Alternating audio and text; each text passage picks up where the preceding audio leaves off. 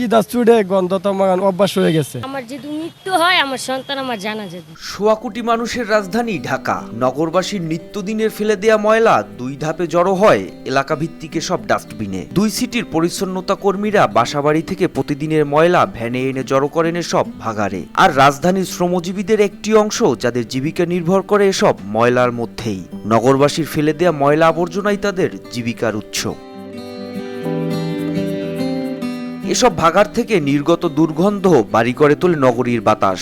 ডাস্টবিনের সামনে দিয়ে হাঁটতে গেলে নাকে রুমাল জড়াতে হয় পথচারীদের। যেখানে এসব ডাস্টবিনের কাছে ক্ষণিকের অবস্থানই দুর্গন্ধে বিষিয়ে তোলে, সেখানে ময়লার ভাগারেই এসব শ্রমজীবী মানুষের বেঁচে থাকা। ওয়ালটন এসিতে ইনস্টলেশন একদম ফ্রি।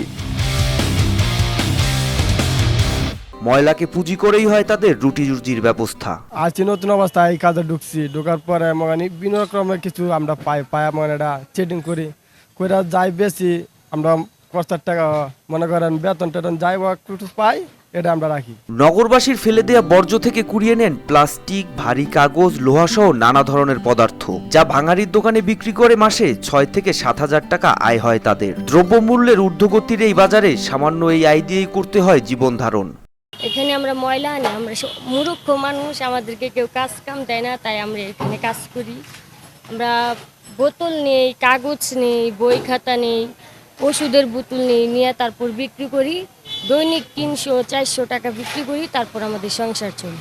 ময়লার ভিতরে আবিজাবি আছে, বোতল মতল আছে, কাগজ মাগজ আছে। এটি আমরা মনে করেন মালিবাগ মোড়ে ভাঙ্গারি দোকান আছে, ১৭ নম্বর আছে, মোজাক মোড়ে আছে, এই দোকানে লই আমরা বিক্রি করি। পেটের ক্ষুধা নিবারণে হার মেনেছে নগরবাসীর ফেলে দেয়া ময়লা আবর্জনার দুর্গন্ধ। ময়লার ভাগারেই জীবিকা খুঁজে নিয়েছেন ছিন্নমূলের এসব মানুষ। গন্ধ তো থাকতে পারে, মনে আমার কি দা চুড়ে গন্ধ তো আমার অভ্যাস হয়ে গেছে। এটা গন্ধটা বোঝা যায় না যে নতুন অবস্থায় গন্ধ লাগছে, ওনার লাগে না। অক্ষর জ্ঞান নাই তাই কেউ ভালো কোনো কাজে নিতে চায় না, যে কারণে বাধ্য হয়ে জীবিকা হিসেবে ময়লার ভাগারকে বেছে নিয়েছেন এই মা।